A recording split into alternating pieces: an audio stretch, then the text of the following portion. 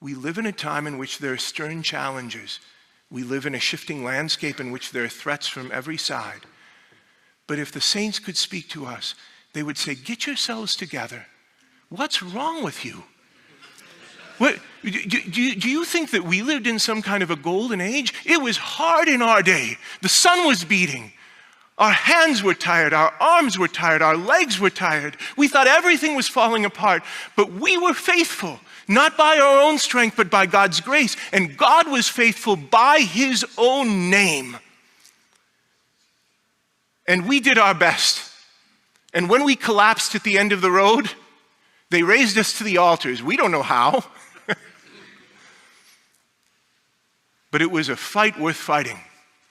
It was a struggle that was worthy of our effort. Remember, G.K. Chesterton said that a true soldier does not fight because he hates what's in front of him, but because he loves what's behind him. He loves what he's defending. And we can take courage too from Joan of Arc. Remember, as a young girl, they said, Joan, aren't you scared to lead the armies of France? Aren't you scared? And she said, I am not afraid. I was born for this, and God is with me. I was born for this. This is the time that we've been given as priests and deacons in a new apostolic age. I tell my students all the time at the University of Mary not to give in to the vice of nostalgia. To wish that we lived in any other time is a great repudiation of God's providence.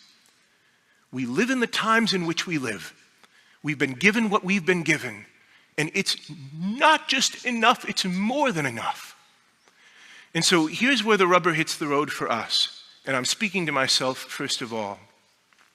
Because modern minds are enamored by utopia, because the world in which we live is fundamentally shaped by a narrative of utopia, we can take that religious view and put the veneer of Christianity or the gospel on top of it and operate fundamentally in a utopian way. And when we apply that to our own lives, or even more than that, to the institutions or communities that we lead, it is deadly.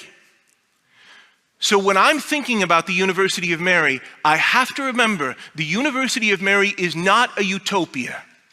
I cannot bring about any kind of meaningful renewal by the arrangement or rearrangement of external circumstances. And it's true of your parishes too. Your parishes are not meant to be utopias. They're not meant to be perfect societies. What are they meant to be? Arenas for great and daring failure. Places for joyful repentance. Communities in which people can come together to experience redemption in the depths of their hearts. What did Father Jacques Philippe say? Modern man is condemned to success because without God, he has no place to take his failure. Modern man is condemned to success because without God, he has no place to take his failure. If we make the mistake of thinking about the church as a utopia, we'll get angry. So will our people.